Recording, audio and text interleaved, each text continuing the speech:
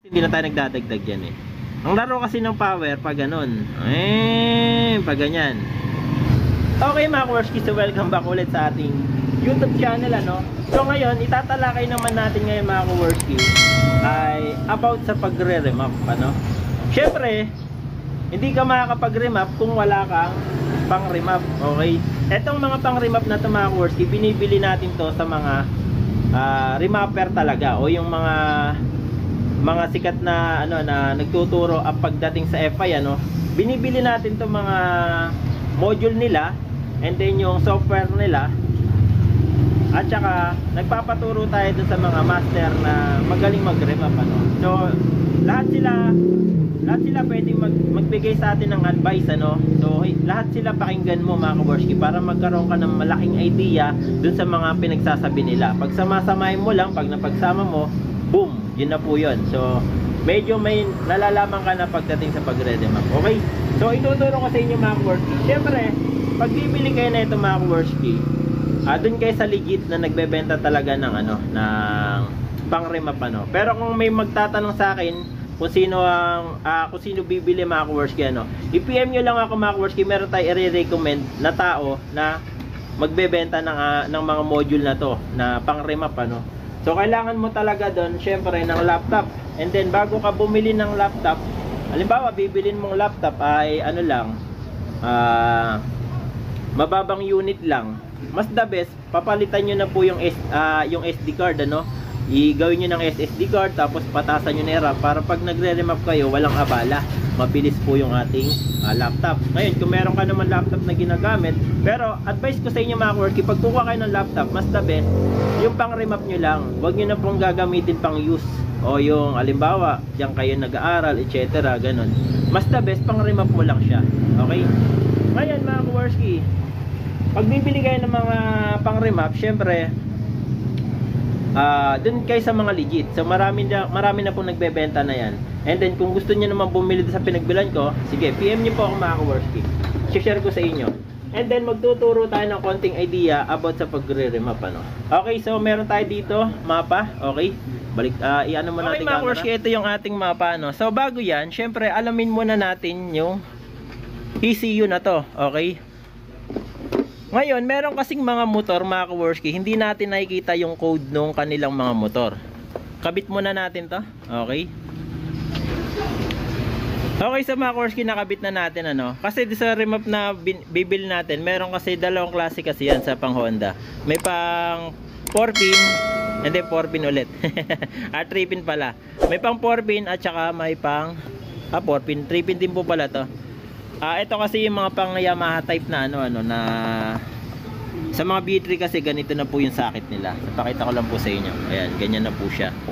Okay, sa B3 para siyang mga pang Aerox NMAX na version 2 ano. And then ito naman yung mga pang version 2 na Honda Click. Okay?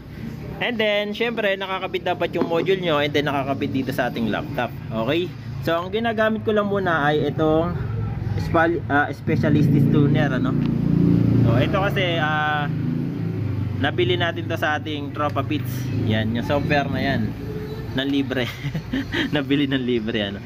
Syempre, sabi dito turn on power ano. So, on natin yung kanyang susi. Okay? So sabi dito, ECU not update yet. Okay? So tignan nyo rito naka 25 na ako ng salin.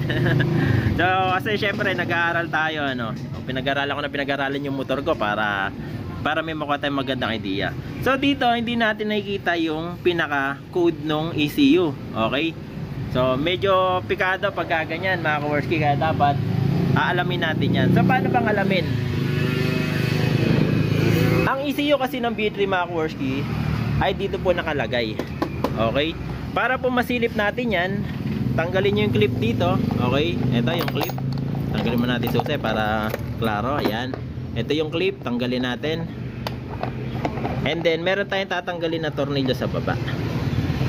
Ayaw mo baklas So ayan, basta tanggalan natin yung clip na yan. Kailangan nyo kasing malaman yung pinaka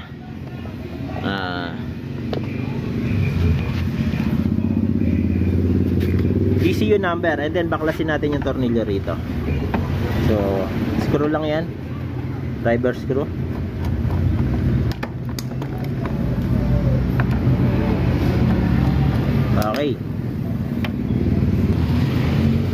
then syempre pagka natanggal na natin yung tornilyo dyan, angat lang natin ng konti, palabasin natin. Okay, hindi na siguro, yan. Tapos ito, angat nyo lang, gamit lang kayo mga course kahit yung pinagtanggalan nyo na SIM card, ano, pwede yan. So ganyan lang siya, and then ibukan nyo lang, masisilip nyo na po yan. So lagyan natin ng camera, flash pala, ano. So etong sa akin kasi makikita nyo na dun sa may taas. Ano natin kung makikita, may wiring kasi akong kinabit ay mayroon kasi akong alarm dyan na kinabit, ano. Boy, pasuyo nga boy. Video lang konti. Meron kasing speaker ng alarm sa akin dyan mga kaworski, yan. Naglagay kasi ako ng alarm kasi dyan. Boy, pa video nga. Okay, so may punasan lang natin. Pero itong sa akin kasi mga kaworski, nakita ko na to, 832 eh. Pero pinakaklaro, baklasin nyo ng buo kung gusto nyo ng ano. Pero to sa akin N32 yan. Hindi nga lang makikita kasi nga may speaker yan. Okay, may speaker kasi ng alarm yan eh. Pero nakikita na po dyan yan. Ito pong sa akin, ang code na to ay N32. Okay. Siyempre pagka nakita nyo na, bilang isang mekaniko ka naman, ilalabas mo na rito. Susulat mo na rito sa U-box nya, lagay mo N32. Ayan. Mahalaga po kasi ang code na yung mga kaworski, ano. So naglagay na ako sa U-box ko para sa box nung aking battery, ano, U-box tuloy. So yung sa akin N32. Okay. Ngayon, pupunta na tayo dito sa software, ano. Ang gamit natin ay Tuner Pro. So alisin muna natin 'yan. Kasi mag-edit tayo mga kaworski, ano. Punta tayo sa Tuner Pro. Meron na kasi ako dito nakalagay eh. Pero ulitin natin kung paano ba, ano. Syempre pagka meron kayong pag meron kayong mga kaworski na may nabili na kayo dun sa ating mga nagbebenta ng mga pang remap. So ganito lang ang procedure para may idea kayo. Kasi may XDF file. Tanggal natin yung camera. Okay. May XDF file, ayan, XDF file, at saka merong bin file. Ayan. Ngayon, sa XDF dito, XDF, click lang natin tapos select the XDF. Okay, and then punta tayo dun sa ating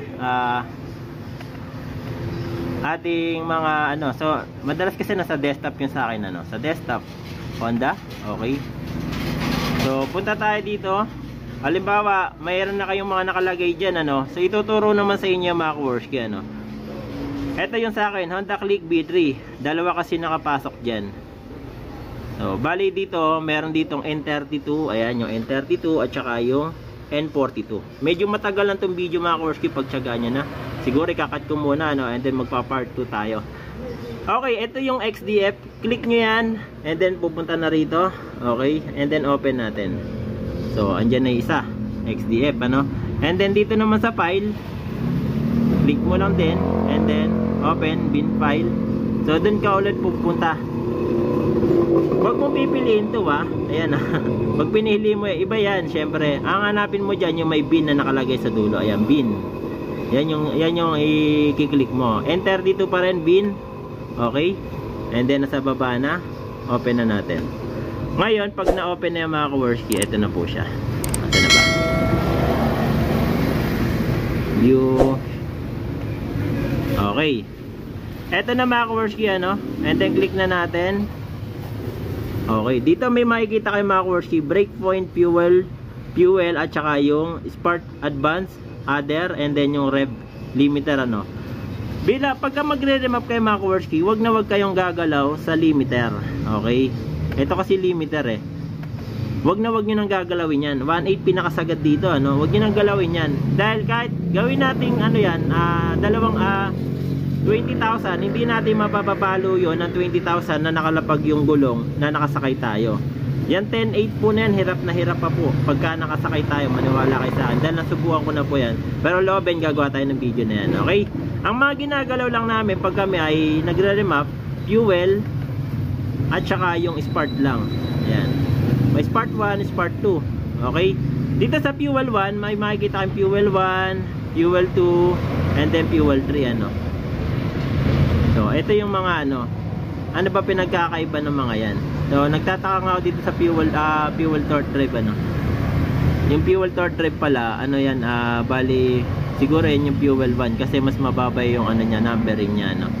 Ito yon yung RPM ano, yung may kinalaman po yan mga kaworski sa power ng motor natin pag nagre-rev tayo. Okay? So sa mga susunod na video, i-explain natin yan ano. Ngayon, dito muna tayo sa fuel 1. Okay? Sa fuel 1 mga kaworski, nagdadagdag tayo dito. Ano kasi ito TPS versus RPM. So yung TPS, ito po yun, yung 0 hanggang 74 po ata yan. Ayun, 89 pala, 89, ayan. Kaya pagka tayo mag-edit dyan, umpisa muna natin dito. Okay, drag lang natin papunta sa 1.8. Pagka kasi dyan kasi yung ano, yung pinaka minor natin ano, nagwa 1.8, 1.7, 1.6. Yan, dyan siya naglalaro. Ngayon, ang gagawin natin dyan mga kaworski, ipa-plus natin yan. Okay, plus natin sa value ano, value tayo sa offset tayo offset. Okay, sa offset kasi pwede kayo mamili dyan, multiply, divide. Okay, sa offset tayo lagi. Okay, and then mag-ano tayo, magpa-plus 15 para sa akin. Pero pagka stock 5 lang naman kasi, plus 10 lang ginagawa ko dyan. Pero sa akin ipi-15 ko na. Akin naman to bakit ba? Pag stock 5, pwede naman 10 lang. Okay, pagka naman naka 5 ka, i-15 mo na. And then execute natin ano. So drag ulit natin dito. Ayan, hanggang 1.8. Execute natin. No, syempre kung mapansin nyo na mula siya, ibig sabihin nadagdagan ng plus 15 yan. And then punta tayo dito sa 0.4. Okay, drag natin. Dito tayo magdadrag sa taas hanggang 19. Yan, hanggang baba yung maximum. Plus 15 natin ulit yan. Ikaw, bahala ka kung plus 15, plus 10. Ano? And then dito naman, magdagdag tayo ng plus 25 hanggang 6,000 RPM. Kasi ganito kasi laro mga kaworski nene. Di bibert ka. Gaganon kasi yan. Ganon ang laro na yan eh. Ngayon, ang gagawin mo dyan, kumisa kasi pag binalik ka agad natin 0, halimbawa nasa 4-5 RPM siya, gaganon kasi yan hanggang sa bumalik doon sa may taas. Kaya dito dagdagan mo rin ng gas. So pina-plus 20 ko naman yan. Okay, oops, 120, 20 lang yan. Okay, so dito mula hanggang 2,000 hanggang 6,000 dinagdagan ko siya ng 20 ano. Ngayon dito tayo sa dulo. Sa dulo kasi mga kaworski medyo matataas na yan. Kaya imbis na magbawas tayo dyan, magdagdag tayo, magbabawas tayo. Dito mga kaworski sa 21, yung hindi namumula, 21 hanggang 56. Hindi naman kasi maabot hanggang dito yan hanggang 84 TPS. Hindi naman po maabot talaga dyan yan na-testing ko na po yan. Okay, hanggang 46 lang ano? 46 pala, mali. Hanggang 46. 21 hanggang 46. Yan. Magana tayo, magma-minus tayo dyan. Minus 10. Okay, diba dun sa una nagdagdag tayo, dito magbabawas pa tayo. Kaya nga marami nagtatanong sa akin mga kaworski, tumipid daw yung motor nila kasi nga apura sila hataw. Ay, hanggang 80 lang. O kaya 84. Hindi naman umabot hanggang 89 yan yung pinaka ano niya, TPS niya. Hindi po umabot yan, na testing ko na po yan. Minus 15 natin dyan kasi overgas na po yung dulo na yan 15. Ayan. So yung 51 hanggang 84, puro max po yan max na RPM Okay, execute natin, minus 15. Ngayon pag na-edit na natin yan, okay, na-edit na natin save na natin. Ayan, save. Okay na. Okay na dito sa fuel 1, sa fuel 2 naman tayo mga kaworski. Kung ano procedure dun sa may fuel 1, fuel 2, fuel 3, same lang po yan. Dito plus 15.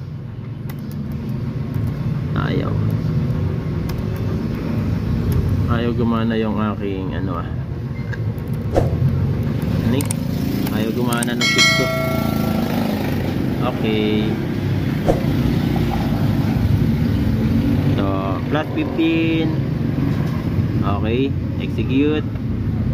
Okay, so proseso lang din, paparas lang din ng ano 0.4 hanggang 19 plus 15 ulit. Okay, tapos dito hanggang 6,000 rpm plus 20 nyo lang, pwede na yan. Okay, so yun lang. Tapos dito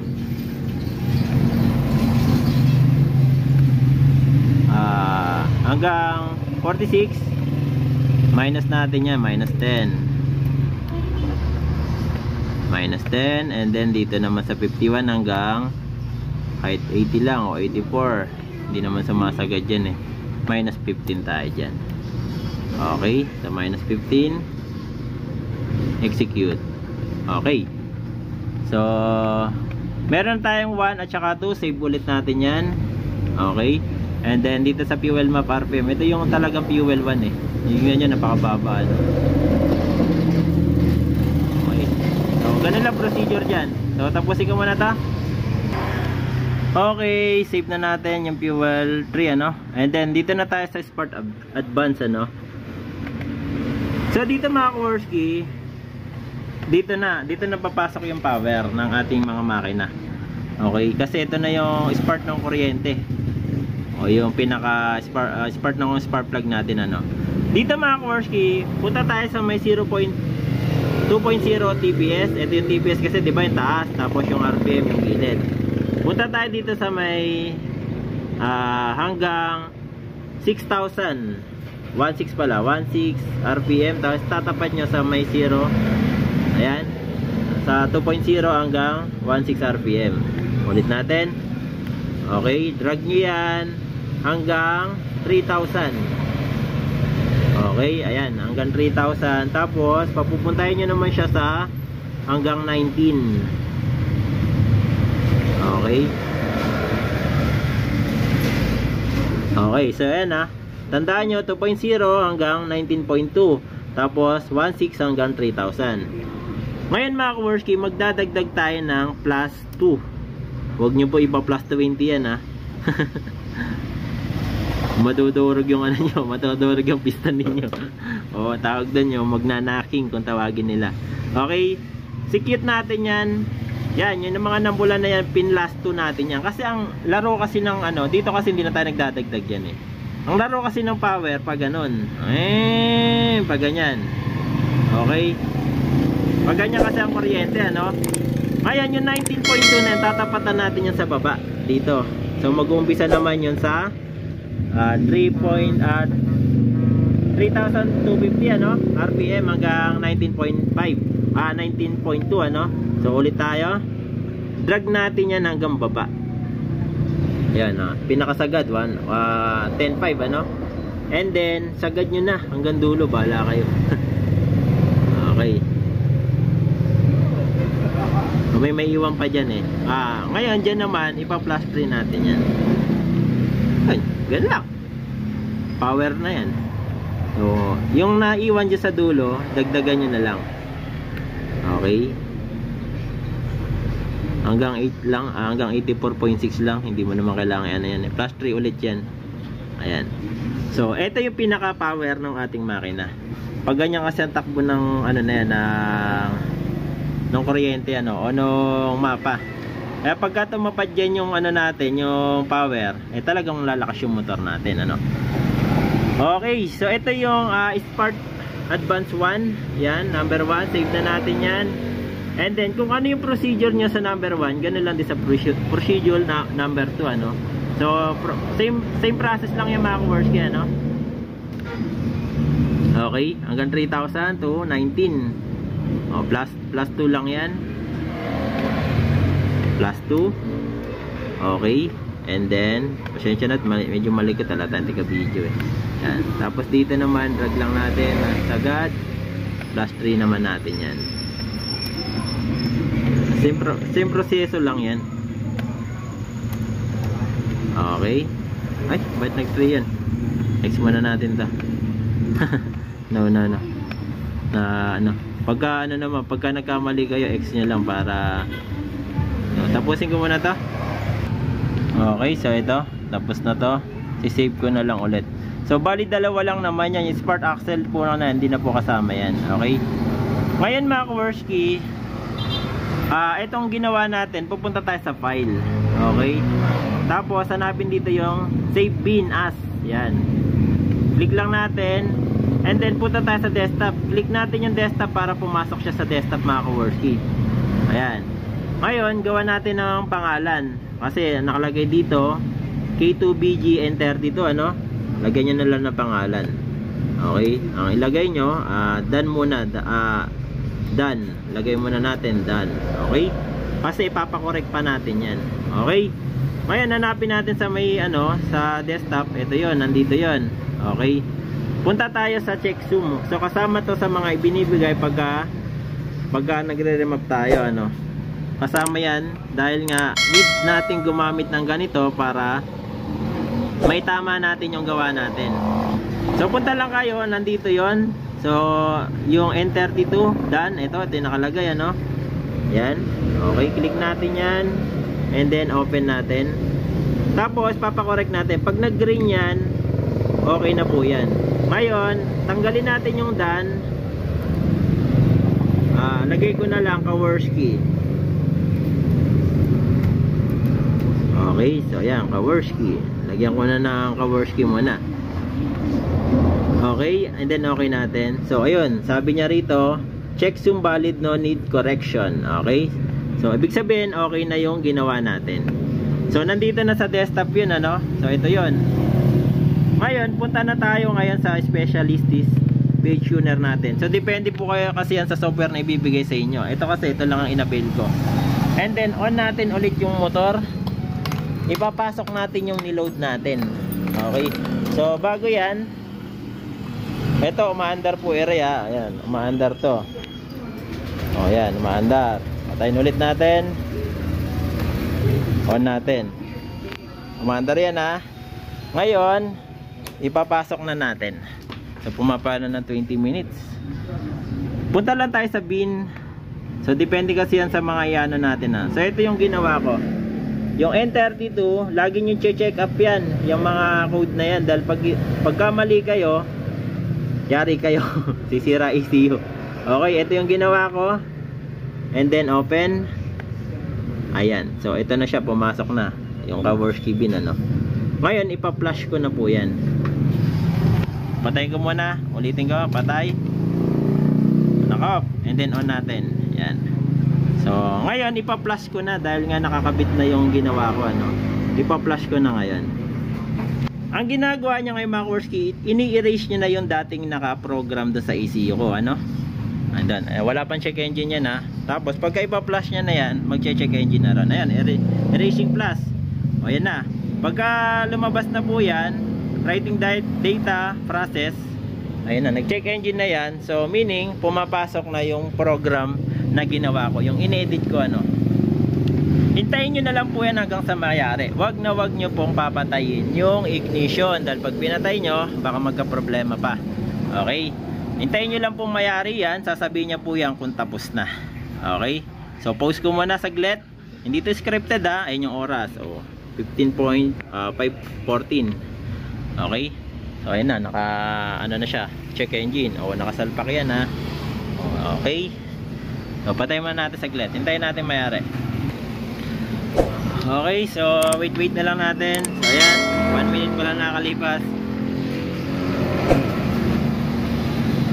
Hintayin lang natin mayari.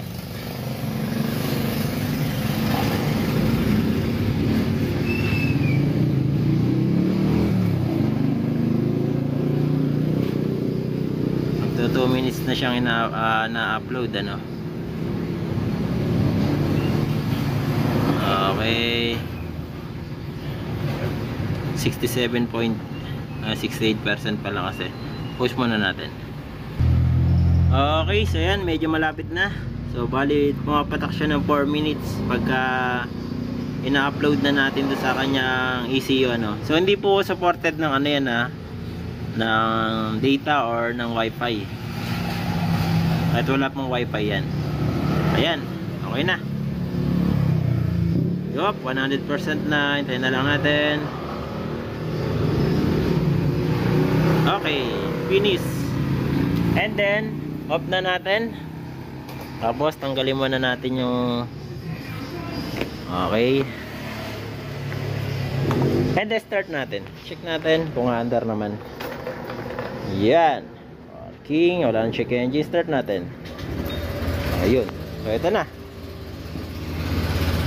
Naloadan na yan mga kaworski. So, ngayon, syempre, wag nyo pong ibibirit ng nakatasang gulong. So, yung mga dauna kong video, binibirit ko. Wag nyo na pong gawin yon. Pinaka the best, test drive nyo na lang po na nakasampa yung gulong sa may semento or sa lupa, ano. Then, test drive nyo na lang. And then, pinaka the best, itama nyo rin po yung RPM. Ngayon, kung naka-pipe naman po kayo, kahit mababa yung RPM, mas okay. Okay naman niya, walang problema po. Mas okay nga kung mababa RPM eh. Maganda sunog ng gasolina. Pero pagka ano mga kaworski, pag stock lang, eh, kahit naman itama nyo, walang problema ron. Kung may diagnostic tools pa kayong gagamitin, ano. So yan mga kaworski, okay na tong motor. Ganun lang ang proseso ng pagre-remap, ano. Sana may natutunan kayo sa video na to. And then baka hindi ka pa nakapalo, subscribe sa ating channel, ano. Follow, subscribe na kay mga kaworski. And then pag-usapan pa natin yung iba't ibang tuning, ano, about sa mga motor natin, ano. Ito po na yung mga video na i-upload ko sa aking channel. Sana nagustuhan nyo itong video na to. And then baka hindi ka pa nakapalo, subscribe, follow, subscribe na kayo mga kaworski sa ating channel at saka sa ating page na kaworski. Okay? And then sa mga may katanungan o gusto magpagawa sa akin, maaari lang kayong bumisit sa aking page para ma-reply ako kayo mga kaworski, ano. And then sa mga gustong pumunta, mag-comment muna kayo o mag-PM muna kayo sa akin para mapag-usapan natin kung ano yung mga gagawin sa inyong mga motor. And then sa mga gusto magpa-remap sa akin ng personal mga kaworski, ang location natin ay Bustos, Bulacan. Hanapin nyo na lang po sa Google Map ang Kaworski Motor Shop. Okay? Malapit tayo sa mismong barangay hall ng Malamig. Alright? Sa mga hindi pa nakapollow, subscribe, follow, subscribe na kayo mga kaworski. Salamat po. God bless you all sa inyong lahat.